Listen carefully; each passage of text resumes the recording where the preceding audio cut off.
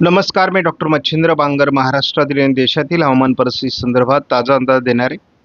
आपण बघतो की बंगालच्या उपसागरामध्ये डिप्रेशन बनण्याच्या मार्गावर आहे आणि लवकरच मान्सून सक्रिय होण्याकरता या डिप्रेशनचा उपयोग होईल. शिवाय हे डिप्रेशन भारताच्या विरुद्ध दिशेने म्हणजेच म्यानमारच्या बाजूने जाण्याची शक्यता आहे. दुसरी गोष्ट आपण बघतो की केरळ ते गोवा अशा पद्धतीने पश्चिमी किनारपट्टीला देखील दक्षिणेला मोठं वातावरण तयार होत आहे. त्यामुळे या हवामान बदलाचा नक्कीच देशाच्या पावसाच्या वाढीमध्ये परिणाम होण्याची शक्यता आहे. आपण सध्या 15 तारखेचा अंदाज बघतो. एकाच वेळेस बंगालच्या उपसागराच्या किनारपट्टी राज्यांमध्ये पावसाचा अंदाज दिलाय. उत्तरेत WD मुळे पावसाचा अंदाज आहे आणि पाऊस आणि उष्णतेची लाट अशी एकत्रित परिस्थिती निर्माण झाली. उष्णतेची लाट आज देखील संपूर्ण महाराष्ट्रामध्ये, मध्य भारतामध्ये, उत्तर भारतामध्ये म्हणजेच राजस्थान, उत्तर प्रदेश, मध्य प्रदेश, राजस्थान, गुजरात, महाराष्ट्र अशी उष्णतेची लाट आहे. ही उष्णतेची लाट 16 तारखेला देखील सक्रिय राहणार आहे. उष्णतेची लाट विदर्भ आणि तेलंगणा, छत्तीसगड, मध्य प्रदेश, उत्तर प्रदेश, पंजाब, हरियाणा, राजस्थान या सर्व भागामध्ये उष्णतेची लाट असणार आहे. गुजरात आणि महाराष्ट्राच्या काही भागातील उष्णतेची लाट मात्र 17 तारखेला कमी होण्याची शक्यता आहे. उष्णतेची लाट 18 तारखेला देखील या राज्यांमध्ये कायम आहे. उष्णतेची लाट 19 तारखेला देखील कायम आहे या सर्व राज्यांमध्ये विदर्भासहित. पावसासंदर्भात अंदाज घ्यायचं झालं तर आपण स्पष्टपणे बघतो की या सर्व राज्यांमध्ये गेल्या 48 तासामध्ये पाऊस झालेला आहे. शिवाय पूर्व भारताच्या या बहुतांश भागामध्ये देखील पाऊस झालेला आहे. यामध्ये महाराष्ट्रात, विदर्भात, थोडं मराठवाड्याच्या पूर्व आणि दक्षिण भागात, पश्चिम महाराष्ट्रामध्ये, दक्षिण कोकणामध्ये सुद्धा पावसाची वर्णी लागलेली आहे. भारतीय हवामान खात्याचा 4 आठवड्याचा अंदाज एक्सटेंडेड रेंज मॉडेल गाईडलाईन्स या मॉडेलचा अंदाज प्रसिद्ध झाला आहे आणि हा अंदाज एक प्रकारे अभ्यासकांना आणि एकूणच हवामानाच्या अंदाजासाठी मार्गदर्शक ठरतो. साधारण 14 तारखेपासून 21 तारखेपर्यंत या आठवड्यामध्ये फारसं पावसाळी वातावरण महाराष्ट्रामध्ये राहणार नाही. मात्र सिंधुदुर्ग, रत्नागिरीमध्ये थोडा त्याचा प्रभाव राहील असा अंदाज आहे आणि एकाच वेळेस अंदमानामध्ये एक कमी दाबाचं क्षेत्र प्रभावी राहील, तर केरळच्या बाजूने अरबी समुद्रातही एक सिस्टम बनण्याची शक्यता आहे. मात्र 21 तारखेपासून 28 तारखेपर्यंत महाराष्ट्रात पावसाचं प्रमाण वाढणं अपेक्षित आहे.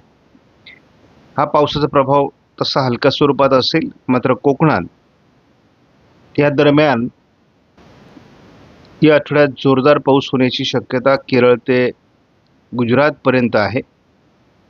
त्याचबरोबर 28 तारखेपासून 4 जूनपर्यंत महाराष्ट्रात मान्सून पूर्व जोरदार पाऊस होणार आहे. यामध्ये विदर्भाचा दक्षिणी भाग असेल, मराठवाड्याचा दक्षिणी भाग असेल, मध्य महाराष्ट्र, पश्चिम महाराष्ट्र असेल, कोकणात अधिक प्रभाव याचा राहण्याची शक्यता आहे. त्यामुळे एकूणच पावसाचं प्रमाण 3ऱ्या आठवड्यात वाढताना दिसते आणि 4थ्या आठवड्यामध्ये 4 ते 11 जूनच्या दरम्यानच्या कालावधीमध्ये भारतामध्ये बऱ्याच भागात पावसाचं प्रमाण वाढतंय. म्हणजे मान्सून जलद गतीने भारतात सरकू शकतो जूनमध्ये, असाही थोडा अंदाजामध्ये येतोय आणि महाराष्ट्रामध्ये चांगल्या प्रकारचा पाऊस 4 जून ते 11 जूनच्या दरम्यान दाखवण्यात आला आहे. GFS मॉडेलनुसार आपण एकाच मॉडेलचा अंदाज यापुढे बघणार आहोत. बंगालच्या उपसागरात बनत असलेली वादळी सिस्टम किंवा वादळी हवामान प्रणाली ही मान्सून लवकरात लवकर अंदमानात घेऊन येण्यास कारणीभूत ठरणार आहे. सध्या केरळमध्ये जोरदार पाऊस आणि अंदमानातही जोरदार पाऊस चालू आहे. ही सिस्टम GFS मॉडेलनुसार म्यानमारच्या दिशेने सरकून जाण्याची शक्यता आहे. त्यामुळे एकूणच मान्सून लवकरच रेग्युलराइज होईल असा अंदाज आहे. उष्णतेची लाट मध्य भारतावर कायम असून पश्चिम भारतामध्ये देखील म्हणजे गुजरात राजस्थानमध्ये देखील त्याचा प्रभाव आहे. महाराष्ट्राचा बहुतांश भाग मध्य प्रदेश, उत्तर प्रदेश, पंजाब, हरियाणा, दिल्लीपर्यंत आणि छत्तीसगड, तेलंगणापर्यंत याचा प्रभाव आहे. आपण जर बघितलं तर हे प्रमाण आणखी वाढण्याची देखील शक्यता विदर्भ मराठवाड्यामध्ये आहे. संपूर्ण देशात विदर्भ, मराठवाडा, तेलंगणा या भागात याचा प्रभाव अधिक आहे. पावसाचं प्रमाण वाढत नसल्यामुळे संपूर्ण देशात उष्णतेची लाट आणखी प्रभावी होईल. परंतु केरळपासून तर अगदी सुरतपर्यंत पश्चिम किनारपट्टीला उष्णतामान कमी होण्याचे संकेत आले आहेत आणि याचाच अर्थ 20 तारखेनंतर कोकणाकडून उष्णतेच्या लाटेचा प्रभाव कमी होण्यास सुरुवात होईल असा अंदाज आहे. या मॉडेलमध्ये केवळ आयकॉन आणि ECMWF मॉडेलचाच अंदाज आपण बघणार आहोत, कारण आपण एका मॉडेलमध्ये JFEचा अंदाज बघितलेला आहे. आपण या ठिकाणी बघतो की थोडं रत्नागिरी, सिंधुदुर्गमध्ये पावसाळी प्रभाव आज असण्याची शक्यता आहे ECMWF मॉडेलनुसार. उद्या या मॉडेलने कोकण किनारपट्टी घाटमाथ्यावर पावसाचं प्रमाण आणि ढगाळ वातावरण वाढण्याची शक्यता व्यक्त केली आहे. 17 तारखेलाही घाटमाथ्यावर अधिक ढगाळ वातावरण आणि पावसाची शक्यता वाढते. 18 तारखेला देखील ही शक्यता अजून घट्ट होते. एकूणच कोकण किनारपट्टीला आता पावसाचं प्रमाण वाढण्याची संकेत आले आहेत. यामध्ये रत्नागिरी, सिंधुदुर्ग, रायगड, अगदी ठाणे, पालघरपर्यंत हे प्रभाव वाढू शकतो, मुंबईपर्यंत. आणि एकूणच पुणे पश्चिम, सातारा पश्चिम, कोल्हापूर पश्चिम भागातही पावसाचं प्रमाण वाढणं अपेक्षित आहे. जवळपास स्पष्ट संकेत आहेत की यापुढे प्रत्येक दिवशी कोकण किनारपट्टीला आणि खास करून पश्चिम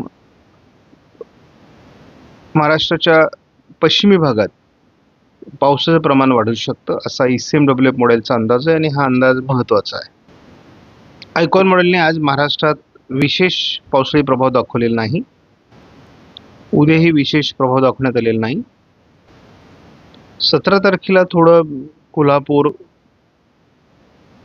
भागामध्ये वातावरण बदलण्याची शक्यता आहे. 18 तारखेला ही सिंधुदुर्ग, कोल्हापूरमध्ये पावसाळी वातावरणाची शक्यता व्यक्त करण्यात आलेली आहे. 19 तारखेपासून अरबी समुद्रात संभाव्य असलेल्या एका वादळी प्रणालीमुळे गोव्यासहित रत्नागिरी, सिंधुदुर्ग आणि कोल्हापूर, सातारा भागात पावसाचं प्रमाण वाढण्याची संकेत आहेत. 20 तारखेला या प्रभावी प्रणालीचा महाराष्ट्राकडे परिणाम होण्याची शक्यता गृहीत धरण्यात आलेली आहे आणि त्यामुळे रायगड, रत्नागिरी, सिंधुदुर्ग सहित पुणे जिल्ह्यामध्ये, सातारा जिल्ह्यामध्ये पश्चिमेला पावसाचं प्रमाण मोठ्या प्रमाणात वाढू शकतं असा एक संकेत देण्यात आलेला आहे. उपसागरातील प्रणालीचा धावता आढावा आपण जर घेतला तर याचा प्रभाव हा फार काळ टिकणार नाही. मात्र याचा अंश आपल्याला विरुद्ध दिशेने सरकून जाण्याची शक्यता दिसते. म्हणजे मान्सूनचे वारे सक्रिय होण्यासाठी 48 ते 72 तासात तो सक्रिय होण्यास अनुकूल आहे. बघतो की आज थोडं नाशिक जिल्ह्याच्या पूर्व भागामध्ये ढगाळ वातावरण, तुरळक पावसाची शक्यता आहे. सोलापूरच्या पूर्व भागामध्ये ही शक्यता आहे. दक्षिण भागामध्ये आहे. ECMWF मॉडेलनुसार ढगाळ वातावरण आज रात्रीपासून आणि उद्या देखील संपूर्ण कोकण किनारपट्टीमध्ये वाढणार आहे आणि केवळ ढगाळ वातावरण वाढणार नाही तर काही ठिकाणी पावसाची शक्यता देखील वाढणार आहे. 16 तारखेला घाटमाथ्यावर पावसास अनुकूल ढग निर्माण होऊ शकतात असा अंदाज आहे. गडचिरोलीच्या दिशेने थोडं पावसाळी वातावरण सरकत आहे. 17 तारखेपासून मात्र सातारा, कोल्हापूर भागामध्ये पावसाचं प्रमाण, रत्नागिरी, सिंधुदुर्गमध्ये पावसाचं प्रमाण वाढणार. एकूणच 18 तारखेला देखील कोकणात मोठी ढगाळ परिस्थिती दिसते. पावसाचं प्रमाण मात्र आपल्याला थोडं 18 तारखेलाही सातारा, कोल्हापूर, सांगली भागात असण्याची शक्यता आहे, परंतु फार प्रभावी अशा प्रकारचं वातावरण या दरम्यान नाही. पुण्यापासून तर कोल्हापूर, रत्नागिरी, सिंधुदुर्गपर्यंत पोषक स्थिती आपल्याला 19 तारखेलाही दिसते. 20 तारखेपासून मात्र सातारा, कोल्हापूर, सांगली भागामध्ये जोरदार पाऊस किंवा मोठे पाऊस सुरू होऊ शकतात. त्यामुळे 20 तारखेनंतर वातावरण बदलणं अपेक्षित आहे. पहिल्यांदा आपल्याला पहाटे 26 तारखेला संपूर्ण घाटमाथ्यावर पाऊस बघायला मिळणार आहे आणि संपूर्ण कोकणात मोठ्या प्रमाणात पाऊस आपल्याला 26 तारखेला सकाळी बघायला मिळणार आहे. हवामानातला हा मोठा बदल आहे, कारण कालपर्यंत कुठेही या भागात पाऊस दाखवला जात नव्हता. आणि मोठं पावसाळी क्षेत्र 17 तारखेपासून सातारा, रायगड, रत्नागिरी, सिंधुदुर्ग, कोल्हापूर, सांगली, सोलापूर, लातूर, धाराशिव भागात दाखवण्यात आलेलं आहे. म्हणजे वातावरण बदलतंय. कालपर्यंत आपल्याला अगदी पावसाचा अंदाजच दिला जात नव्हता. पुणे, सातारा, सांगली, कोल्हापूर या सर्व भागात पुन्हा पावसाळी वातावरण एक नवीन वादळी सिस्टममुळे रायगड, रत्नागिरी, सिंधुदुर्ग सहित सोलापूर, सांगली, कोल्हापूर भागामध्ये 18 तारखेला दाखवलं जात आहे. 19 तारखेला मोठे पाऊस आपल्याला रायगड, रत्नागिरी, सातारा, कोल्हापूर, सांगली भागामध्ये होऊ शकतात असा अंदाज आयकॉनने देखील दिलाय. आणि मोठं पावसाळी क्षेत्र आपल्याला कोकणामध्ये सरकताना दिसतंय. पहिला पाऊस मुंबईसह रायगड, रत्नागिरी, सिंधुदुर्ग अगदी नाशिकपर्यंत, सोलापूर, अहिल्यानगर पश्चिम, पुणे, सातारा, कोल्हापूरपर्यंत दाखवण्यात आलं आहे. म्हणजे हवामान बदलतंय. कालपर्यंत अगदी दूर दूर पाऊस दाखवला जात नव्हता आणि आज आपल्याला मात्र पुन्हा एकदा पावसाचा अंदाज दिला जाऊ लागला आहे.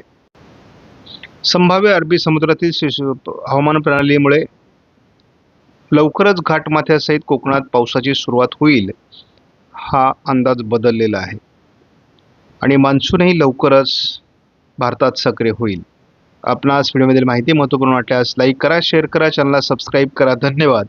जय हिंद, जय महाराष्ट्र, जय बळीराजा.